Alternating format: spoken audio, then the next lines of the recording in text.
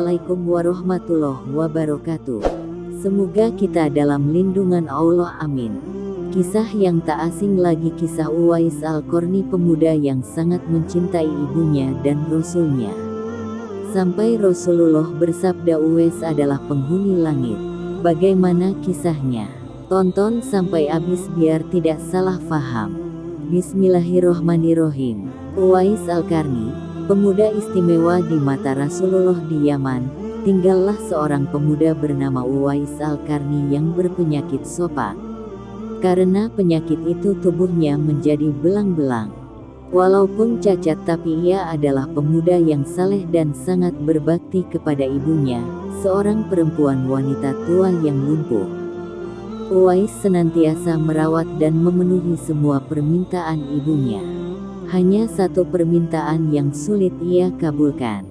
Anakku, mungkin ibu tak lama lagi akan bersamamu. Ikhtiarkan agar ibu dapat mengerjakan haji, pinta sang ibu. Mendengar ucapan sang ibu, Uwais termenung. Perjalanan ke Mekah sangatlah jauh, melewati padang tandus yang panas. Orang-orang biasanya menggunakan unta dan membawa banyak perbekalan. Lantas bagaimana hal itu dilakukan Uwais yang sangat miskin dan tidak memiliki kendaraan? Uwais terus berpikir mencari jalan keluar. Kemudian, dibelilah seekor anak lembu. Kira-kira untuk apa anak lembu itu? Tidak mungkin pergi haji naik lembu. Uwais membuatkan kandang di puncak bukit. Setiap pagi ia bolak-balik menggendong anak lembu itu naik turun bukit. Uwais gila, kata orang-orang yang melihat tingkah laku Uwais. Ya, banyak orang yang menganggap aneh apa yang dilakukannya tersebut. Tak pernah ada hari yang terlewatkan ia menggendong lembu naik turun bukit. Makin hari anak lembu itu makin besar, dan makin besar pula tenaga yang diperlukan Uwais.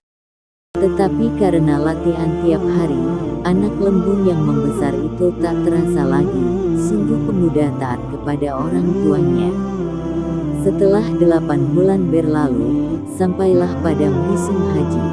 Lembu Uwais telah mencapai 100 kg. Begitu juga otot Uwais yang makin kuat. Ia menjadi bertenaga untuk mengangkat barang.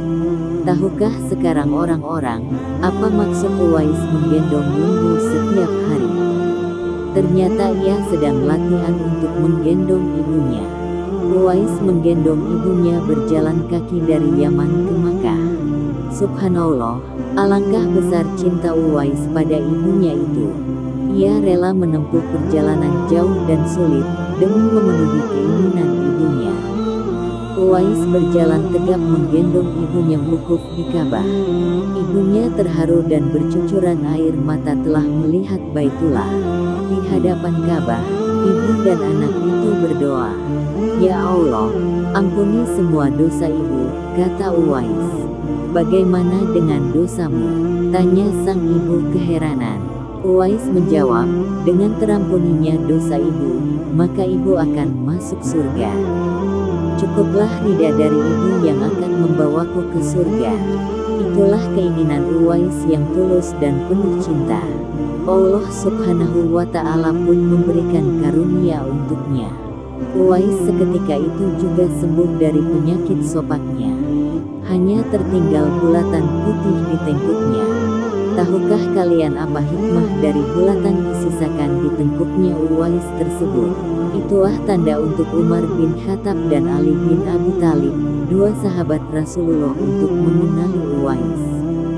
Beliau berdua sengaja mencari di sekitar Ka'bah karena Rasulullah berpesan, di zaman kamu nanti akan lahir seorang manusia yang doanya sangat makbul. Kalian berdua, pergilah cari dia, kata Rasulullah. Dia akan datang dari arah Yaman, dia dibesarkan di Yaman. Sesungguhnya Allah mengharamkan atas kamu durhaka pada ibu dan menolak kewajiban, dan meminta yang bukan haknya, dan membunuh anak hidup-hidup, dan Allah membenci padamu banyak bicara, dan banyak bertanya, demikian pula memboroskan harta, menghamburkan kekayaan. Hadis Bukhari dan Muslim. Uwais Al-Qarni pergi ke Madinah setelah menempuh perjalanan jauh. Akhirnya Uwais Al-Qarni sampai juga di kota Madinah. Segera ia mencari rumah Nabi Muhammad. Setelah ia menemukan rumah Nabi, diketuknya pintu rumah itu sambil mengucapkan salam. Keluarlah seseorang seraya membalas salamnya. Segera saja Uwais Al-Qarni menyaksikan Nabi yang ingin dijumpainya. Namun ternyata Nabi tidak berada di rumahnya. Beliau sedang berada di medan pertempuran. Uwais Al-Qarni hanya dapat bertemu dengan Siti Aisyah R.A., istri Nabi. Betapa kecewanya hati Uwais. Dari jauh ia datang untuk berjumpa langsung dengan Nabi, tetapi Nabi tidak dapat dijumpainya. Dalam hati Uwais Al-Qarni bergejolak perasaan ingin menunggu kedatangan Nabi dari medan perang. Tapi kapankah Nabi pulang? Sedangkan masih terngiang di telinganya pesan ibunya yang sudah tua dan sakit-sakitan itu, agar ia cepat pulang ke Yaman. Engkau harus lepas pulang. Akhirnya, karena ketaatannya kepada ibunya, pesan ibunya mengalahkan suara hati dan kemauannya untuk menunggu dan berjumpa dengan Nabi. Karena hal itu tidak mungkin, Uwais Al-Qarni dengan terpaksa pamit kepada Siti Aisyah R.A. untuk segera pulang kembali ke Yaman. Dia hanya menitipkan salamnya untuk Nabi. Setelah itu, Uwais pun segera berangkat pulang mengayunkan langkahnya dengan perasaan amat sedih dan terharu. Peperangan telah usai dan Nabi pulang menuju Madinah.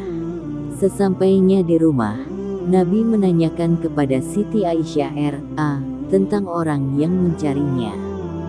Nabi mengatakan bahwa Uwais anak yang taat kepada orang ibunya, adalah penghuni langit. Mendengar perkataan Nabi, Siti Aisyah R.A. dan para sahabat tertegun. Menurut keterangan Siti Aisyah R.A., memang benar ada yang mencari Nabi dan segera pulang ke Yaman, karena ibunya sudah tua dan sakit-sakitan sehingga ia tidak dapat meninggalkan ibunya terlalu lama. Nabi Muhammad melanjutkan keterangannya tentang Uwais Al-Qarni, penghuni langit itu, kepada sahabatnya. Kalau kalian ingin berjumpa dengan dia, perhatikanlah ia mempunyai tanda putih di tengah telapak tangannya. Sesudah itu Nabi memandang kepada Ali bin Abi Thalib dan Umar bin Khattab seraya berkata, suatu ketika apabila kalian bertemu dengan dia, mintalah doa dan istighfarnya. Dia adalah penghuni langit, bukan orang bumi. Waktu terus berganti, dan Nabi kemudian wafat. Kekhalifahan Abu Bakar pun telah digantikan pula oleh Umar bin Khattab. Suatu ketika Khalifah Umar teringat akan sabda Nabi tentang Uwais Al-Qarni, penghuni langit. Beliau segera mengingatkan kembali sabda Nabi itu kepada sahabat Ali bin Abi Thalib. Sejak saat itu setiap ada kafilah yang datang dari Yaman, Khalifah Umar dan Ali bin Abi Thalib selalu menanyakan tentang Uwais Al-Qarni, si fakir yang tak punya apa-apa itu, yang kerjanya hanya menggembalakan domba dan unta setiap hari. Mengapa Khalifah Umar dan sahabat Nabi, Ali bin Abi Thalib selalu menanyakan dia? Rombongan kafilah dari Yaman menuju Syam silih berganti, membawa barang dagangan mereka. Suatu ketika, Uwais Al-Qarni turut bersama mereka. Rombongan kafilah itu pun tiba di kota Madinah. Melihat ada rombongan kafilah yang baru datang dari Yaman, segera Khalifah Umar dan Ali bin Abi Thalib mendatangi mereka dan menanyakan apakah Uwais Al-Qarni turut bersama mereka. Rombongan kafilah itu mengatakan bahwa Uwais ada bersama mereka.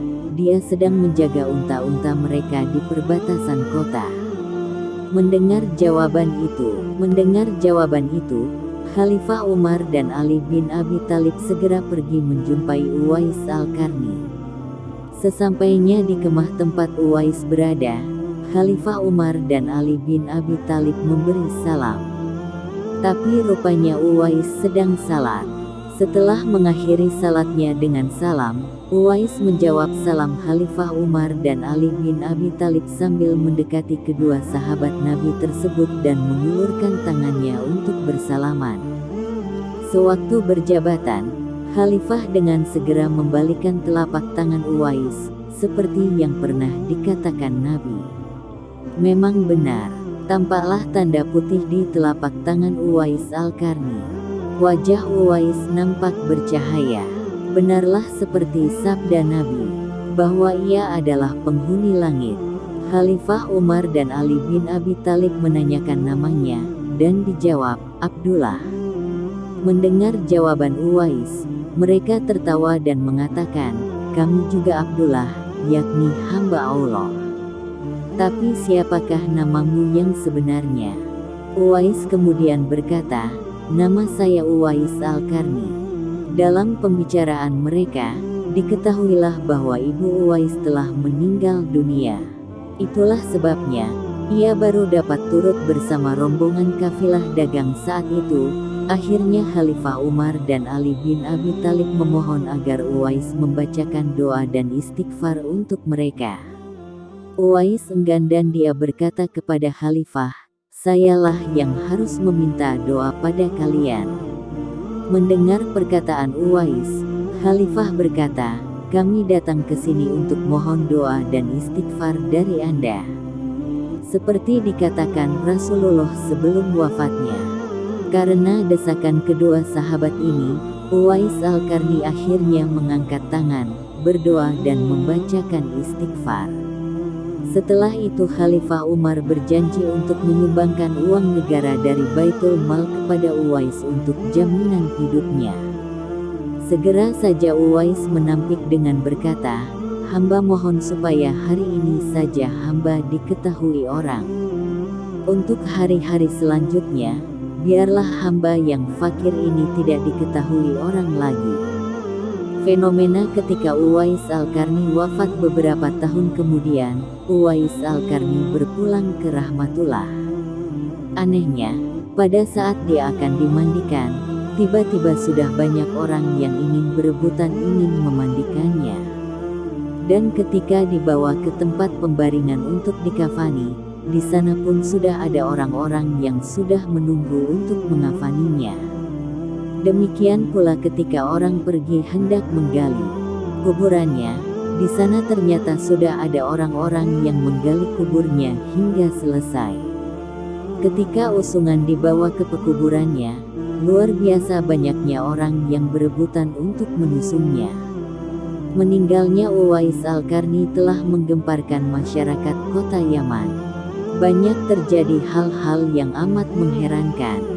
Sedemikian banyaknya orang yang tak kenal berdatangan untuk mengurus jenazah dan pemakamannya, padahal Uwais Al-Qarni adalah seorang yang fakir yang tidak dihiraukan orang. Sejak ia dimandikan sampai ketika jenazahnya hendak diturunkan ke dalam kubur, di situ selalu ada orang-orang yang telah siap melaksanakannya terlebih dahulu. Penduduk kota Yaman tercengang. Mereka saling bertanya-tanya, siapakah sebenarnya engkau wahai Uwais Al-Qarni? Bukankah Uwais yang kita kenal, hanyalah seorang fakir, yang tak memiliki apa-apa, yang kerjanya sehari-hari hanyalah sebagai pengembala domba dan unta.